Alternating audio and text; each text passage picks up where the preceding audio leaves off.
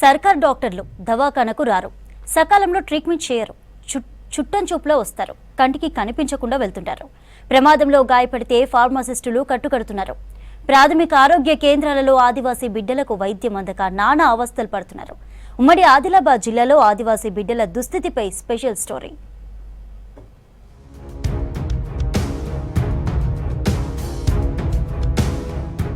ఆదివాసీలకు నాణ్యమైన వైద్యం అందించాలనేది సర్కార్ సంకల్పం. ఈ ప్రక్రియలో భాగంగా ఆదివాసీలకు గిరిజన ప్రాంతాల్లో ప్రాథమిక ఆరోగ్య కేంద్రాలు, ఆయుష్మాన్ భారత్, బస్తీ దవాఖానాలు ఉమ్మడి ఆదిలాబాద్ జిల్లాలో ఉన్నాయి.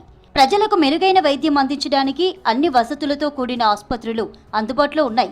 కానీ ఆదిలాబాద్, కొమరంభీం జిల్లాలోని ఏజెన్సీ ప్రాంతాల్లో ఆదివాసీయులకు ప్రాథమిక ఆరోగ్య కేంద్రాలు అలంకారప్రాయంగా మాత్రమే మారాయి.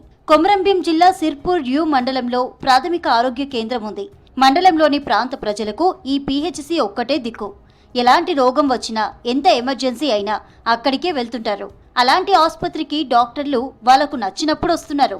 సకాలంలో ట్రీట్మెంట్ అందించే డాక్టర్లు అందుబాటులో లేక ఆదివాసీయులు ఇబ్బందులు పడుతున్నారు. చాలా రోజుల నుండి మెడికల్ ఆఫీసర్ లేరు. ఇద్దరు ముగ్గురు వచ్చినా కానీ తొందరగా వాళ్ళకి ట్రాన్స్ఫర్ చేసిండ్రు. మనకు ఇక్కడ మెడికల్ రెగ్యులర్ లేక చాలా కష్టాలు ఉన్నాయి. ఎందుకంటే కొన్ని మెడిసిన్స్ కూడా ఉండలేవు. కాబట్టి ఇక్కడ ఒక రెగ్యులర్ డాక్టర్ ఇస్తే ఇప్పుడు వచ్చేది వర్షాకాలము, డయేరియా ఇవన్నీ ఇటువంటి రోగాలు వచ్చే అవకాశం ఉంది. కాబట్టి ఒక రెగ్యులర్ డాక్టర్ మెడికల్ ఆఫీసర్ వేస్తే ఇక్కడ మందులు కూడా వేసి అన్ని. హాస్పిటల్ అందుబాటులో ఉన్నప్పటికీ సకాలంలో వైద్యం అందడం లేదని ఆదివాసీయులు ఆవేదన వ్యక్తం చేస్తున్నారు. హాస్పిటల్ అవసరం లేకున్నా ఆయుర్వేద డాక్టర్ను నియమించారని అంటున్నారు. అలోపతి మందులు కావాలని అడిగితే ఆయుర్వేద మందులు ఇస్తున్నారని ఆరోపిస్తున్నారు. ఆసుపత్రిలో ఎల్లప్పుడూ డాక్టర్ అందుబాటులో ఉండేలా చర్యలు తీసుకోవాలని ఆదివాసీయులు కోరుతున్నారు. మాకు 7 కిలోమీటర్లు ఉంటుంది.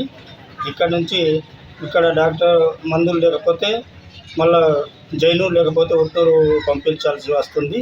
కాబట్టి మాకు డాక్టర్ ఇక్కడనే మంచి డాక్టర్ నియమిస్తే మాకు ఇక్కడే వైద్యం అందిస్తారని ఆశిస్తున్నాం.